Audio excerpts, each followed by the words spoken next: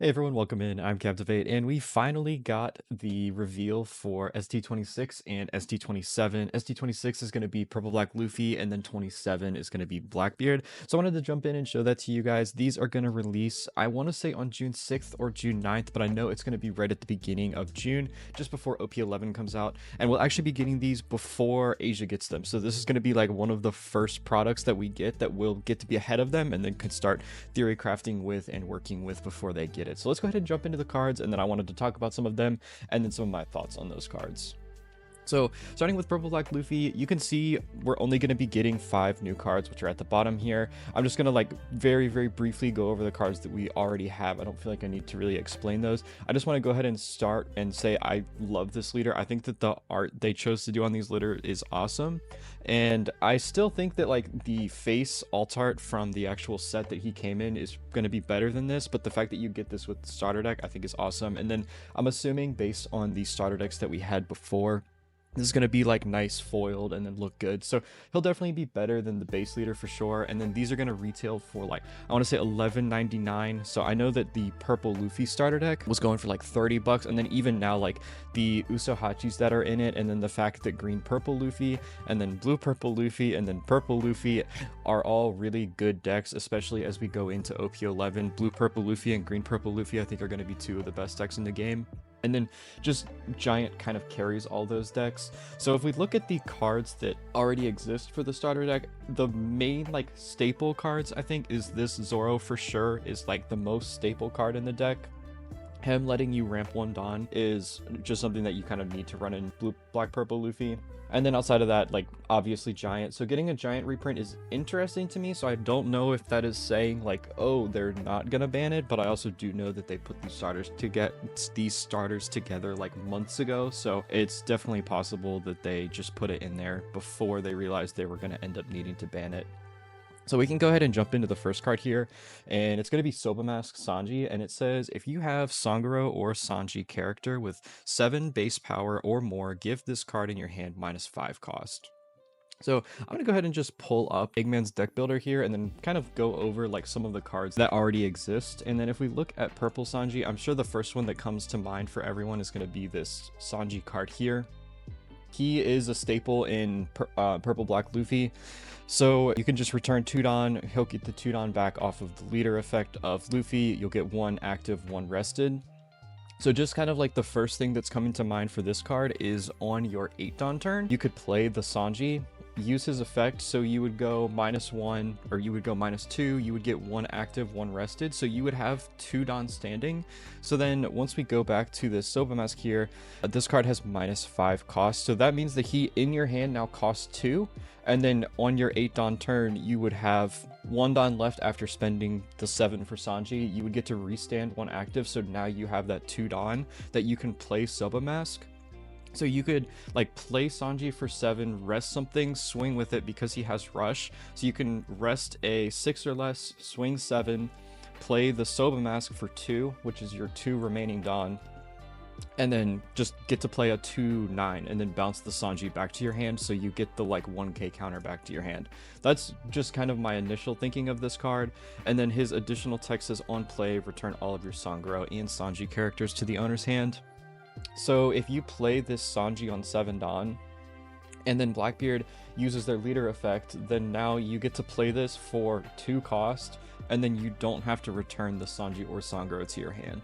So I think that's definitely an interesting interaction, and then something that, you know, Blackbeard is going to have to decide like when they want a leader effect, because typically Black Purple Luffy is really easy for Blackbeard to beat. It has a pretty bad matchup into it because the entire deck has on plays. So once you hit like 6-7 Dawn, they just leader effect every turn and you never get on plays again. So this is something that can definitely punish that. I do think it not having counter could be kind of rough, so I feel like it's probably not going to be something that you're going to run as a 4 of, but really interesting interaction, this one, just getting to play a 9k power with 2 costs. I think that's kind of crazy. Moving on to the next card, we have the 3 cost Tony Chopper, which is a blocker, and then it says, on play, Dawn -2, rest up to 1 of your opponent's Dawn cards or characters with a cost of 1 or less. So I think just very like easily you can say this is going to be a counter to someone that leaves 1 up for Giant. So you could play like a 3 cost blocker, extend the game a little bit longer towards the end of the game. Use your leader effect with the Dawn -2, and then rest your opponent's 1 Dawn if they left 1 for Giant. Purple didn't have a way to rest Dawn before this one. I'm not entirely sure if this will end up making the list, but I think that's really interesting. I think it's cool that different colors get the abilities that other colors have. Moving on to Nico Robin, this one is really interesting to me. So she has Dawn -2, add up to 1 Dawn card from your Dawn deck and set it as active. So she and Zoro have the same effect, and she also is a 2K. So it's basically just increasing the amount of copies of Zoro that you run in your deck, because there are times with Luffy where you don't see the Zoro and now you just don't get to ramp. So now you can include a 2K in your deck, so it's free to run like you want to run this card. And then now you have more copies of Zoro. So I think that's pretty good for the deck to have more ways to ramp like that 1 additional Dawn, because you Dawn -2, and then with your leader effect you get these 2 back and then the 1 Dawn additional. So on your 3 Dawn turn you can ramp to 4. I think this is pretty good for the deck. I'm sure this is going to be a 4-of staple, like, because it is a 2K, even if the effect isn't like crazy good. But the fact that the Zoro is a brick and then now we have a 2K with the exact same effect is pretty funny to me. We have General Frankie. This is Dawn -2. Give up to 2 of your opponent's characters -2000 power during this turn. I'm gonna be honest, I think this card sucks. I don't think this will ever see play. Like, in a pre-release, if this was in a pre-release set, it'd be pretty good for the pre-release, but Dawn -2 to do this, yes, you get your leader effect off, but I'm gonna be honest, this card just kind of sucks. I don't see a world where this card actually sees play, and it's a brick, and I just think there's much better cards to run top end wise for this deck. So I don't see a world where you ever end up playing this card. I think this card's terrible. All right, so this is going to be the SR of the set, and this says on play and when attacking, Dawn -2. If your leader is multicolored and your opponent has 5 or more Dawn cards on their field, your Straw Hat Crew type leader's base power becomes 7,000 until the end of your opponent's next turn. I think this card's really good. I think the effect is very expensive for a lot of the other purple decks. I want to say there's a world that you could run this in green purple or purple Luffy. I don't imagine this would ever be run in blue purple Luffy in OP11, only because he's already a 6K. So you're just going to increase 1K power. So I don't think he'd ever be used in that. I would be interested to see if this is something that ends up getting run in either green purple or just regular purple Luffy. I'm gonna be honest, I'm pretty like underwhelmed with the starter deck as a whole. I was really hoping that it would be a deck that would be at least meta viable, or maybe not like tier 0 best deck in the format, but I really like this leader. I think he's cool. I think the only issue with it is the fact that every other purple Luffy leader, like there's green purple, blue purple, and then purple Luffy, and those 3 are kind of dominating OP11 in the East. And I think black purple just doesn't have a good enough leader ability compared to the 3 of them. So I was really hoping that he would get some pretty good like targeted support, but overall I'm pretty underwhelmed. The Luffy is like pretty good. I could see this being solid, and I think the Robin is good. I was really hoping that we would get some type of card like the Frankie or a replacement for Moria that's pretty specific to the deck, similar to Rebecca that Usopp has, where you can play maybe a 4 cost and a 7 cost from your hand or trash and then get to draw some. I don't know. Overall, I just don't think any of the cards printed really fix the issues that the deck had of just being kind of inconsistent. If you didn't see this Frankie card that you get to trash 1, draw 2, just cycle your hand, I think that his effect is really good, and I would have liked to see an effect like that. I think it's good that we get more Zoro so that we can ramp, but it's you ramp 1 and you don't even get to play like a meaningful body off of it. Like, at least he's a 5K and he can swing 5, but she's a 4, and now you're gonna have to put a Dawn on to swing into anything really. I think the Chopper's interesting. I like the idea of what Soba Mask can do for the deck, but in general, like I've said, I'm really underwhelmed, and I don't actually think this deck is going to be competitively viable after the starter decks. I think it's just going to be one of the starter decks they put out. So yeah, it's fine. I think that like the cards will be good in Luffy, but in general, they're not going to change it into anything it wasn't already. We can jump over to Teach now, and so coming in the starter deck, I think this art is fine. I'm not the biggest fan of it. All of the premium collection art that's coming out over the summer, probably the next month or 2 we'll be getting those, I think are better than these leader cards, but this is nice. It's cool that it's coming with the starter deck, and I think that this art is obviously better than the base art that you get for the leader, so that's cool. For the most part, Blackbeard is probably the cheapest competitive deck in the game, so getting all of these cards are just bulk cards for the most part. So we can start on the new cards. We get Alvaro Pizarro. Activate main, you may rest one of your full elite cards. If your leader has the Blackbeard Pirates type, this character gains plus 4,000 power during this turn. And then on KO, draw one card. So I think this card is fine. I feel like a lot of the times in the early game, you're going to be spending that time playing like Lafitte or the stage or your search events. So I feel like most of the time, unless you don't have those consistency pieces, you're playing those. I don't ever see a world where you play this over one of those, but if you don't have those and maybe you run this as a 2 of instead of 2 Lafitte, I could see a world where you do that because I don't think you really need to run Lafitte. And then this can just be a body that costs 1 to play, so you play it out for kind of for free. It's whatever, it's just 1 Dawn. And then if a Brook or anything ever KOs it, you get to draw the card back, so you get to cycle through your deck a little bit more.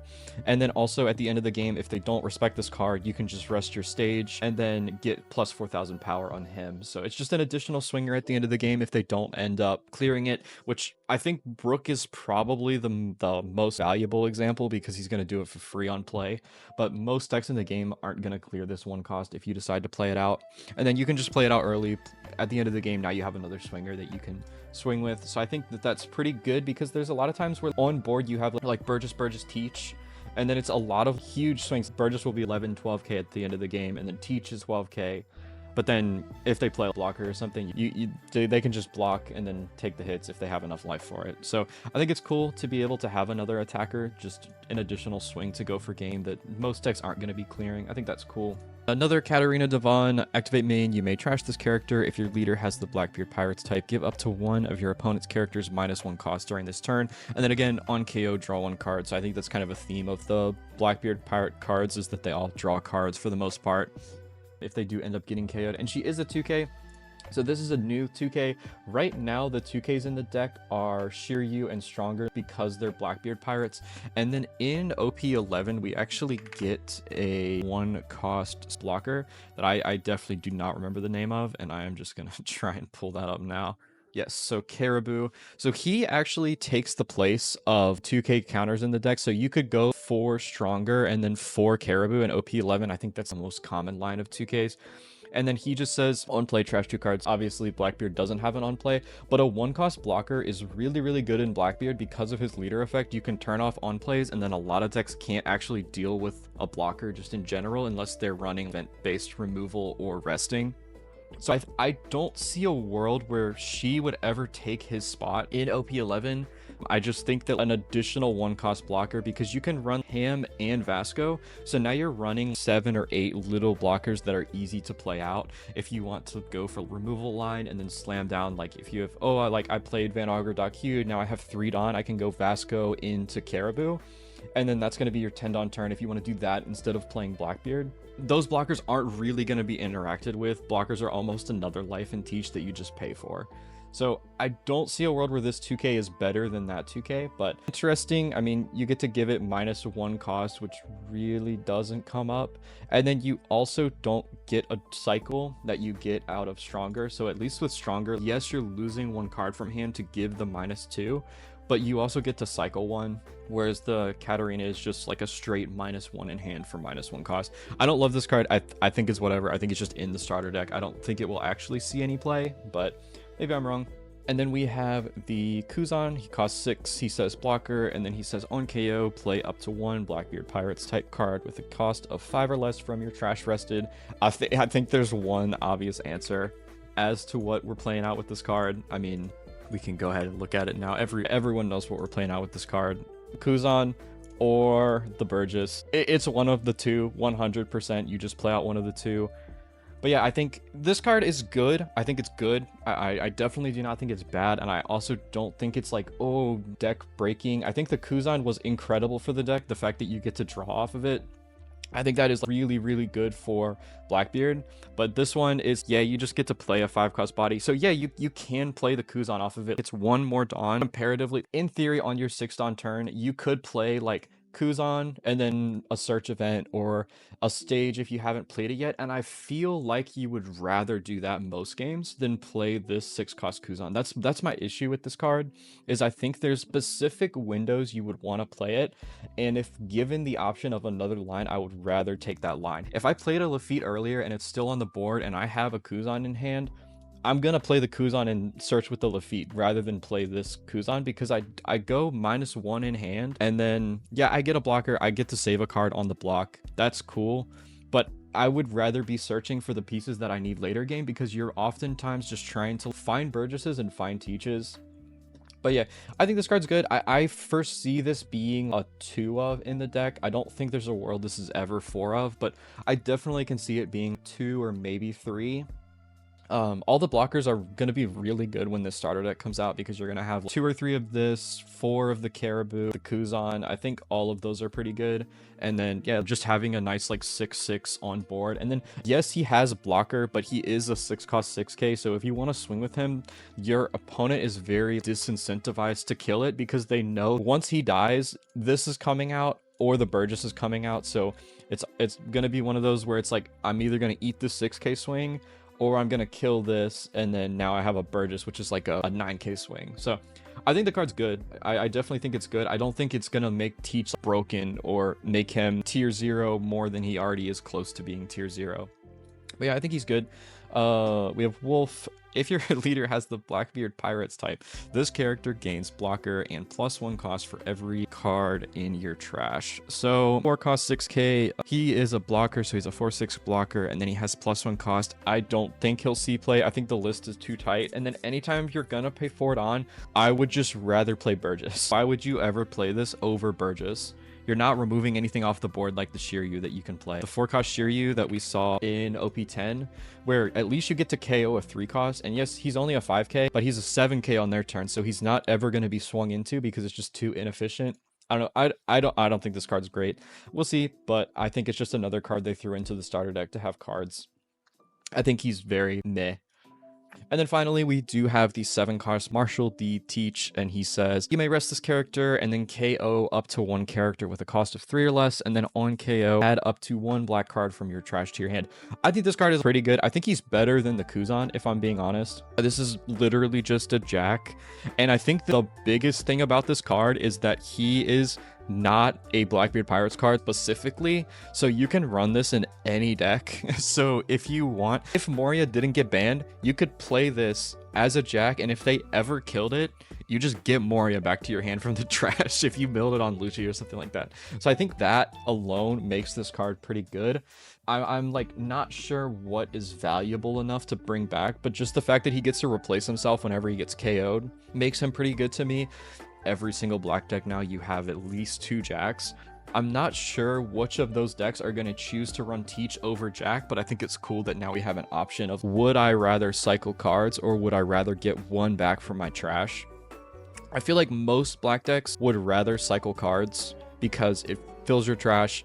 You get to get rid of the bricks that most black decks run quite a few of. So I feel like Jack is better in most of those decks, but then also in Blackbeard, like, if you milled a 10-cost Teach off of the event that trashes 3, maybe you saw 2 Teach, or you saw 2 Burgess and you needed to take the Burgess instead of Teach. Now you can get a Teach back to hand, or you could get a 5-cost Kuzan back to hand that you weren't able to do in the past. I do think this card is really good. I honestly have no idea how many copies you'll run in Teach. Maybe there's a world where you go to like 3 10-cost Teach, and then cut down on 1 Kuzan or something. Like, that sounds crazy, but maybe you cut down on just a little bit of cards to add this.